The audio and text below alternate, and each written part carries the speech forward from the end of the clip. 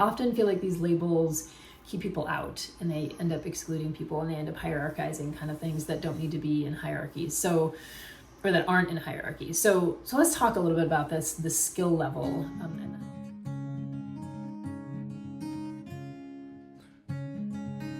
Hey everyone, I'm Melissa from Knitting the Stash, and this is episode 192 in the series. Welcome back to what we call Magneto's room. It is a strange little porch off the kitchen, and it's kind of been finished, but not totally. But anyway, it has good light and good sound, and you all approved of it last time, so I'm just gonna keep going with it.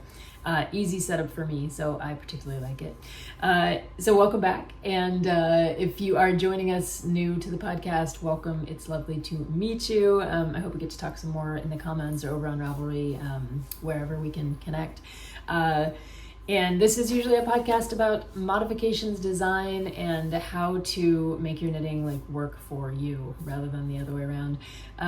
What would be the other way around? I'm not really sure. Anyway, welcome.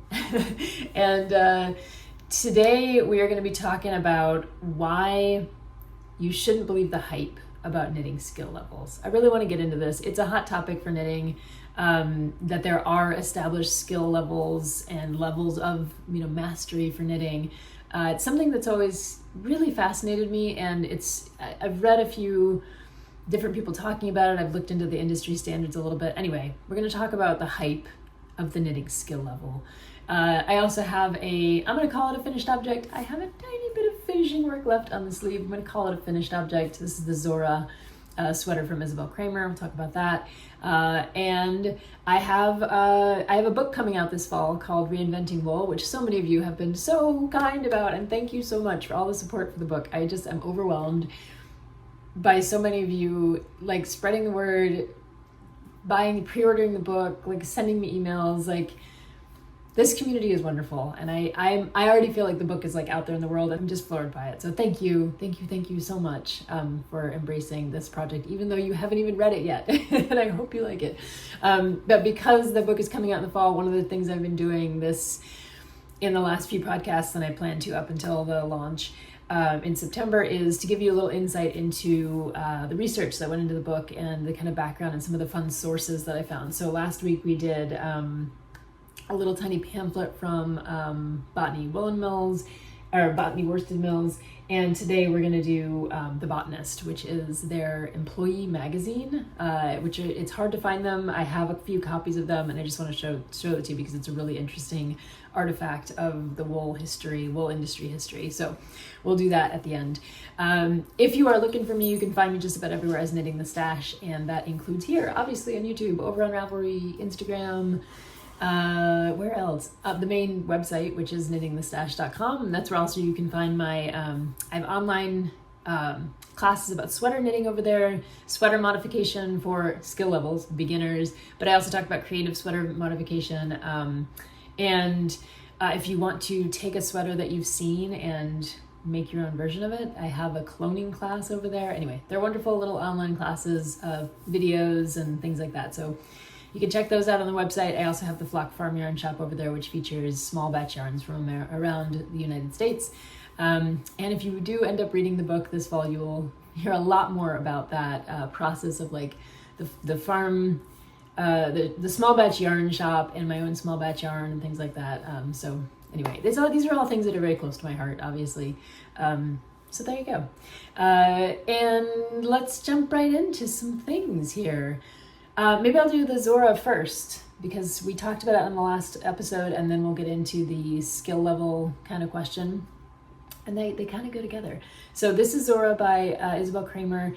And as I mentioned last time, we were talking about statement pieces versus like wardrobe staples last time. And this one I considered more of a wardrobe staple just because it's kind of classic lines, the basic V-neck, lots of stockinette, some pretty finishing work, things like that.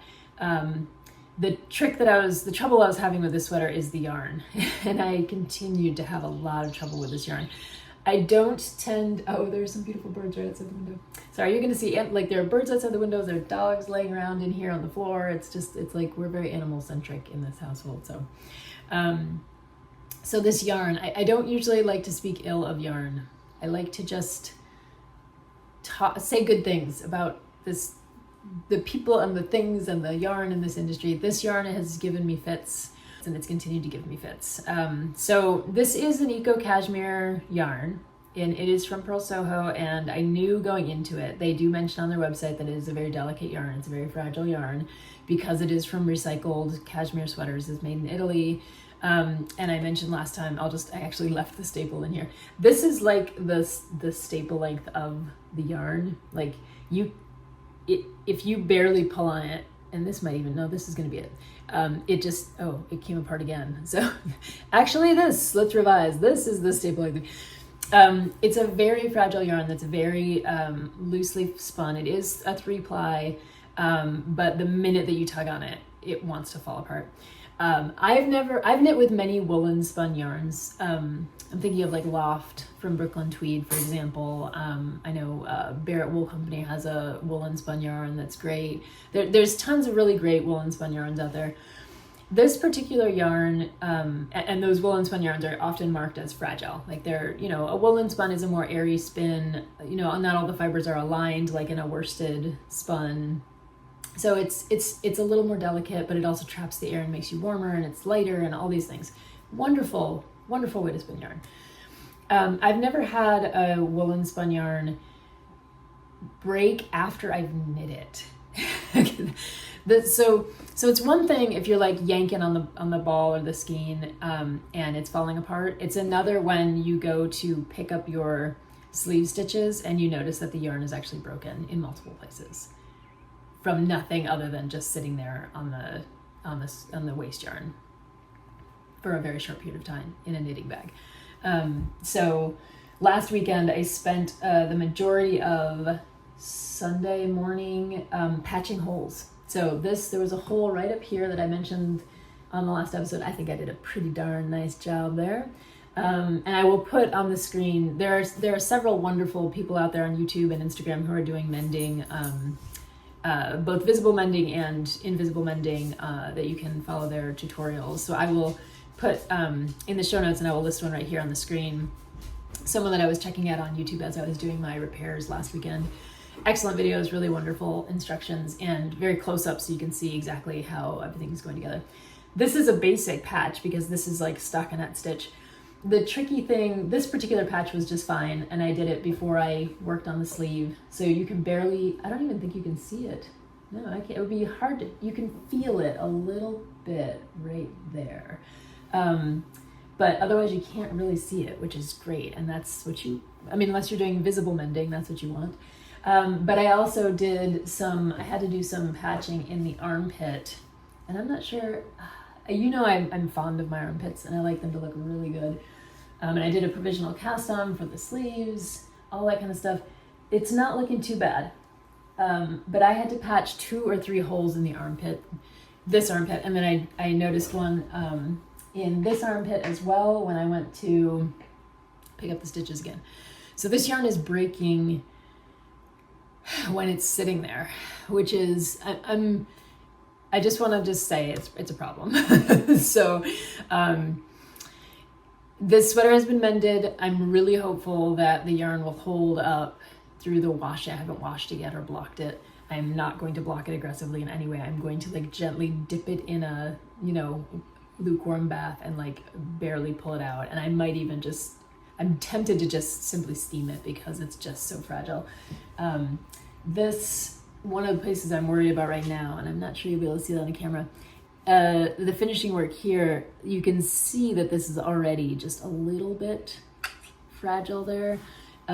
So if I think I'll go back in and do like a duplicate stitch on that just to reinforce it, just to give it a little something to hold on to. Sorry, my mannequin's like a little bit sideways. We're all a little sideways these days. She's feeling the lean, so that's the way it is. And Tink is over here. Yeah, you can see her over in the corner, sleeping in a chair. Okay, so yarn aside, well, no, not yarn aside. I also only had 5 balls of this yarn. I bought it on sale. It's a discontinued color. It's not a discontinued yarn. I have no ball to hold up for you because I have lost at Yarn Chicken in one respect. Like, this is finished And yes, I have, I guess I have this, hang on, I'll show you what I'm doing. Okay, I found out why she was partially sideways. It was my knitting bag was underneath underneath her foot. So I finished off all my balls of yarn at this point. And luckily for me, I had a swatch. So I have pulled the swatch out. Now with this yarn, after you pull out the swatch, it is not as strong and it is already broken once. So I'm very hopeful that I will be able to finish this sweater with this yarn. We will see. I'm trying not to tug on it or pull on it in any way, shape or form. But what I'm gonna have to do, I think, this sweater has a lot of finishing, which I mentioned last week. So it has these turned cuffs, it has a turned hem, it has a turned collar. Let's see if the camera will let me show it to you here a little bit. So it's beautiful. It has this really cute, almost like a picot kind of edge to it. And then you continue to knit and you turn it. And I just did one of the modifications I did is I did a 3 needle bind off instead of whip stitching it, folding it and whip stitching it. So turned cuffs. My plan with that cuff is I think that the swatch will get me out to the turn row and maybe 1 row beyond. And then I'm just gonna have to use some other yarn on the inside of the turned cuff. Not a problem. If I really were like, wanted everything to be matchy-matchy, I could pull out this internal part, or if I don't have enough for the outside of the sleeve cuff, I could pull out the inside of this one as well. I'm hoping not to have to do that. I'm hoping that my swatch yarn will get me to the edge and then I can just sub in some other yarn for the inside of the cuff, because there's really no reason if I'm out of yarn, and like the inside of the cuff doesn't matter too much. It'll be a little bit of a cute, like, oh cool, that's something that I know about. It's like a little secret, like the inside of a pocket kind of. So I will probably knit the inside of this cuff after the turn with a different color yarn that I'll pull out of my stash. Probably something like a Brooklyn Tweed Loft would be a good substitute. And I have a nice kind of dark brown that you wouldn't really notice it too much. So that's what I'm gonna go for. Last weekend I really did struggle with whether or not I was finishing this sweater. I had already completed the entire body, the turned hem.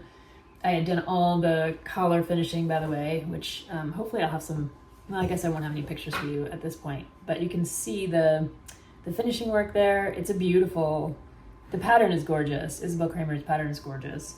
And she does a nice job with all the finishing details, I think. I was struggling with whether or not to finish this sweater because of the yarn issue. I decided to go ahead and do it, and it did take me 2 or 3 hours of mending armpits and holes and things like that.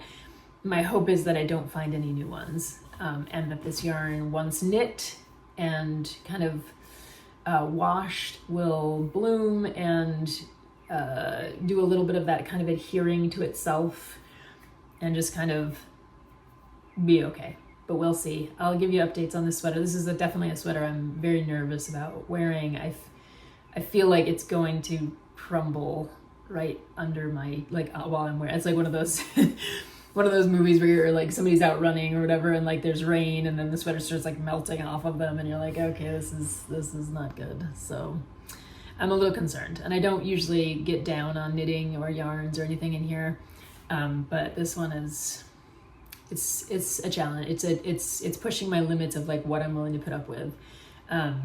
So yeah, that's the sweater. That's the Zora. Love the pattern. Love the sweater. Wish I had used different yarn to knit this sweater, because I do absolutely love the color. I love the pattern. I want this sweater in my wardrobe and I want to wear it a lot. And I don't think that this sweater is going to be one that's going to be wearable for very long. So it's like a sand mandala, right? It's like, I do jigsaw puzzles all the time. You put them together and then you take them apart, right? I mean, this sweater may very well be just kind of like a literal process knit, and then there is no product in the end that's wearable. So we'll just have to see. Bummer, right? Bummer. But it's a beautiful sweater. So we're gonna just lean on that a little bit. So one of the things that came up for me, and speaking of jigsaw puzzles, is that I was watching Jason Robillard, who I think I pronounced his name correctly. He's the designer behind Stumpcraft's wooden puzzles in Canada. And I was watching him give a conference presentation, since I was just talking about puzzles. And one of the things he was talking about is like, when you choose a puzzle, like, do you choose the really hard one that maybe you've never thought you could complete before, or do you choose a kind of easier puzzle that you're comfortable with? And it got me thinking about, you know, analogies to the knitting world and the way that we have this language around skill level and these labels that are often attached to knitters, patterns, skills, things like that. So I just thought I would talk about that a little bit, because I'm curious what you all think about this, but I want to talk about some of the things that I feel like I've seen and some of the ways that these labels can really keep people from trying new things, can keep people feeling like they don't belong, can make people feel like they shouldn't try something new. And I know that the labels also can help people feel like, oh, this is something I can do. I understand that aspect of it, but I often feel like these labels keep people out, and they end up excluding people, and they end up hierarchizing kind of things that don't need to be in hierarchies. So, or that aren't in hierarchy. So let's talk a little bit about the skill level and the hype around the skill level. What I've often seen is that people who are new to knitting will talk to me about a pattern and say, oh, I love this. And like, they have the desire to make it. They have the real, like, it's going to be the thing that makes them like a knitter for life, you know, because they got the pattern, they found this, or they really want to knit it. And they're like, oh, but it's for intermediate people, or it's for advanced knitters. And I just felt like I didn't have the skills for it. And I feel like that is not useful. I feel like if you're told you can't do this, or you're told this is too advanced for you, it will often scare you away from something that you could very easily take up and figure out. And so I've seen certain designers have started to change over, maybe in the last 5 years or so, where instead of saying the skill level of a pattern, instead of calling it, let's see what they usually are, is like beginner, adventurous or advanced beginner, intermediate, advanced, expert. This is like Craft Yarn Council, and there are a few other folks out there who have put up charts like trying to explain the different skill levels in knitting. But a lot of designers now are starting to get away from that a little bit, and instead of listing a pattern as a certain level of knitter, they list the skills that are necessary for a pattern. And I've talked about that on this podcast before. I think that's a more open, encouraging, inviting way to do that, because even if you're new to knitting, if you see what skills you need, we have YouTube, we have knitting books, we have, you know, knitting circles and communities, yarn shops and things like that. If you know you need to learn how to like knit two together, or do color work, or whatever it is that the pattern's requiring, decreasing in pattern, you know, if you can see those skill levels up front, you can arm yourself with those skills. You can read about them, you can watch the tutorials, you can go ask your friend for help, and then you can make the pattern, right? It's not like, it's less of a barrier to entry, right? There's less of a like, oh, it's for advanced knitters. Who decided, right? Like, I mean, what skills are actually in the pattern that make it advanced or intermediate as opposed to some, you know, beginner? You don't have to be like so perfect at the thing. You just have to be able to do it. You know, like, you have to be able to do it in some form and figure out how to do it. I mean, what I don't want in knitting is I don't want people to feel kept out. I don't want people to feel like afraid and unwilling to like try something new just because someone else has decided that this is advanced, or labeled it in such a way that it feels exclusionary. I was thinking a lot about this with, you know, if you're not told to fear something ahead of time, then you're much more likely to dive right in. Like I've mentioned on here that one of the first knitting techniques I tried when I picked up my needles again back in 2012 was like entrelock. I was like, I'm just gonna entrelock this stuff, you know? When I started spinning, no one told me that I should be scared of the fact that like the fibers will separate and you'll just have to rejoin them. I must have been watching a really great teacher, because they were just like, yeah, and then you just rejoin it. And only later did I hear all the kind of like hype about, oh my gosh, this is the hardest thing to do. And, you know, if you're a beginner, you need to get a certain kind of like, figure it out this way. But don't worry about, you know, like, if you get scared, it's like it makes you, it's kind of like seize up ahead of time, as opposed to just be open and willing to learn and to figure things out. So this is why I'm like, I don't know if we need these labels anymore, or if we should ever have them. The other thing is, I was looking at a Reddit thread on a similar kind of question, and I was reminded, someone had a really great post on there about the fact that like knitting is a huge multifaceted thing, right? I mean, not only historically, which is what I'm always interested in, but also in terms of skills. You've got the brioche on the one hand, you got stockinette, you've got the color work, you've got lace, cables, double-sided knitting. You have people who knit garments, people who knit shawls, people who shape fabric in different ways. There's new inventions in terms of like a Isabell comes up with disc stitch, or you know, people are coming up with, I know that there's the Elizabeth Zimmer and there's nothing new under the sun, but people are coming up with new and interesting different things with heel flaps and gussets and all kinds of things on socks. And anyway, all of this is to say, like, knitting is a multifaceted, huge thing, endeavor, whatever we want to call it.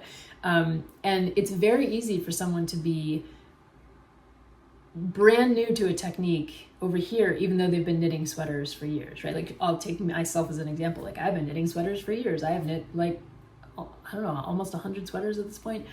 And I've learned a heck of a lot from knitting those sweaters. But when it comes to, like, if someone said, okay, well, can you pick up and do 2-color brioche right now? I can tell you that I did knit a shawl that was 2-color brioche back when I was a beginning knitter.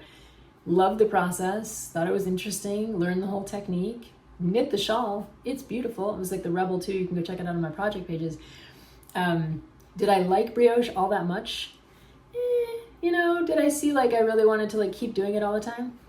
So I'm not an expert in brioche. Like, I can't just pick up the needles and do brioche right now. And that doesn't mean that I'm not like a skilled knitter, but there are so many things to learn in knitting that even if you don't know how to do like double-sided knitting, but you can do 2-color work, but you're good with mosaic, but you don't know much about lace. Like, there are so many ways and means of like defining yourself in this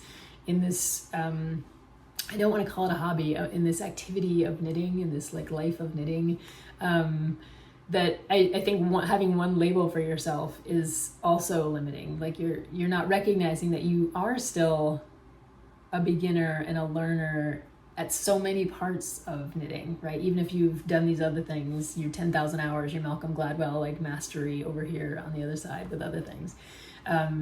So there are different levels and different skills, you know, on all those different sides of things. So what do you think about the labels of skill levels? How have you encountered them? You know, have they helped you in certain ways? Have they hindered you in others? Are you interested in seeing the industry moving away from these skill levels? And why? I'm curious to open this up to the community here, because I feel like you all have a lot of you have been knitting for a very long time, and this is one of the other things is I think a lot of people are hesitant to like label themselves higher up the rung than they are. You know, like a lot of people don't want to say like, I'm an expert at this, because that feels weird. Like, it might feel like too egotistical or something. Even if, and maybe that keeps you from doing, I don't know. Anyway, this labeling thing, I want to know what you all think about it. I'm very curious, especially this community. I would love to know. So hit me up in the comments. Feel free to send me an email. I'm always on email at knittingthestash@gmail.com. I'd love to hear from you. And I will open up a Ravelry thread about this so that we can have some chat in all kinds of different places, just in case you're interested in keeping this conversation going. All right, so the book, this is the last segment for today. The book Reinventing Wool is coming out September 8th. You can pre-order it right now. Yay! And again, a huge thank you to all the people who have been helping with the book. I just can't thank you enough. I'm very excited to get this out there and just appreciate the support that you all have given it. So for today's deep dive into the archive, I have a copy of The Botanist. This copy is a little bit smelly.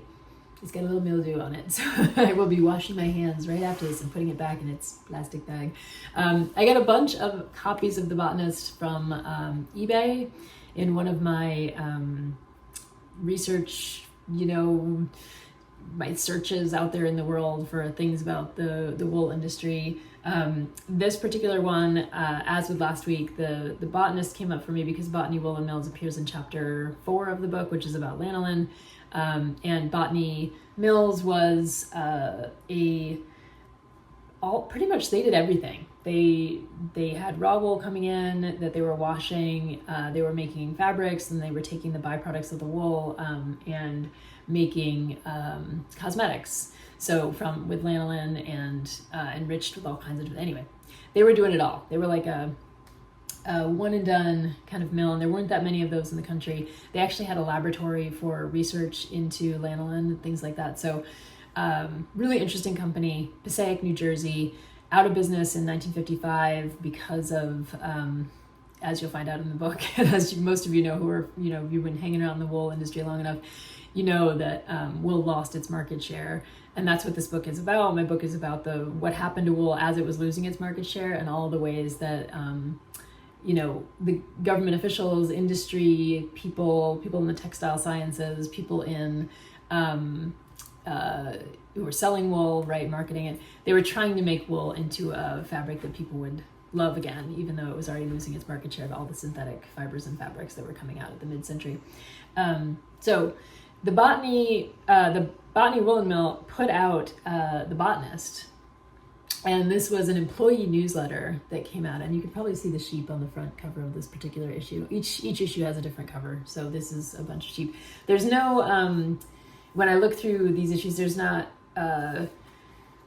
there's not a note about like where the cover photo came from or anything like that, but we do have sheep on this particular issue. This is the one from 1945. And like I said, I got a bunch of these off of eBay. I really wish I could find more of them. Employee newsletter, and it actually went beyond employees at a certain point. I think it was, I want to say it was like by 1948, maybe it was in the 50s. Sorry, I don't have my notes right in front of me from the book. The newsletter started being mailed out across the country. So they had over 100,000 subscribers to this. So it went well beyond the employees.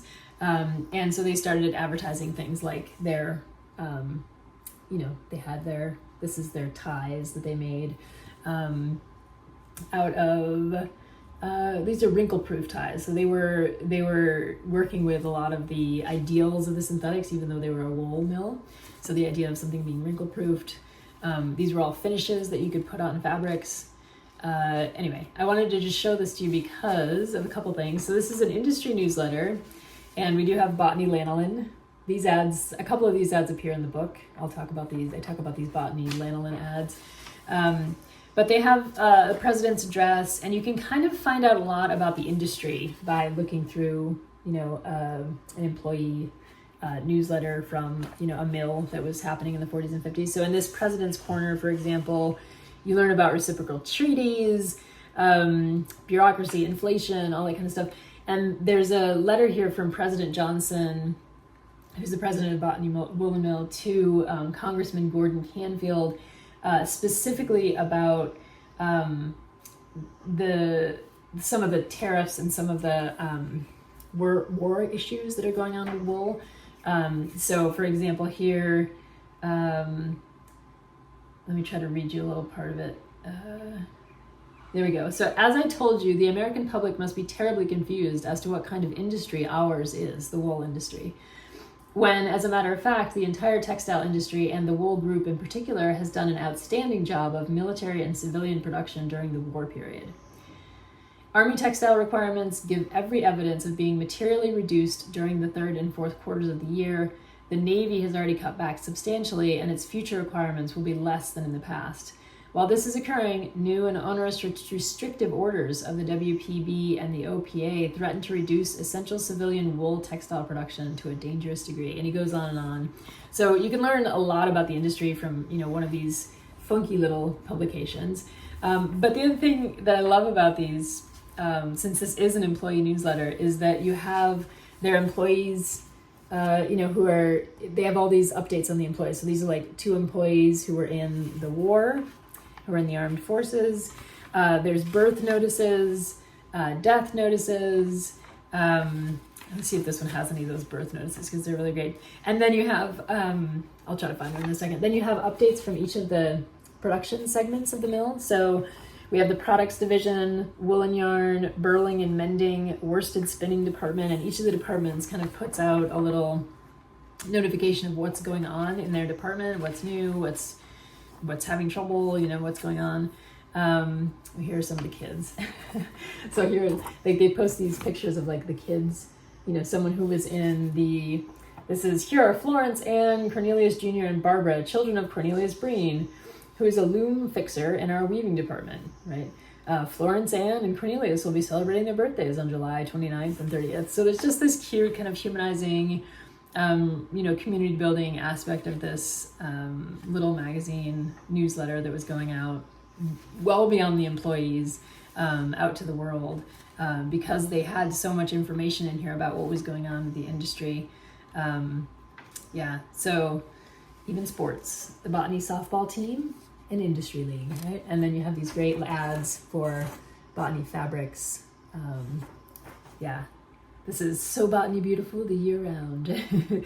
Proudest fabric name in fashion. Know it, believe in it, for it means peerless woolens, rich in color, character, and beauty. Look for the botany label every season of the year. You'll find it in good clothes everywhere. So that's your little foray into The Botanist, which is an industry newsletter for the people who worked at the botany mills. And like I said, Botany Mills shows up in chapter 4 because they had a lanolin laboratory and they were producing their own lanolin from the byproducts of their wool washing. And anyway, interesting stuff, right? Chapter 4 is all about lanolin.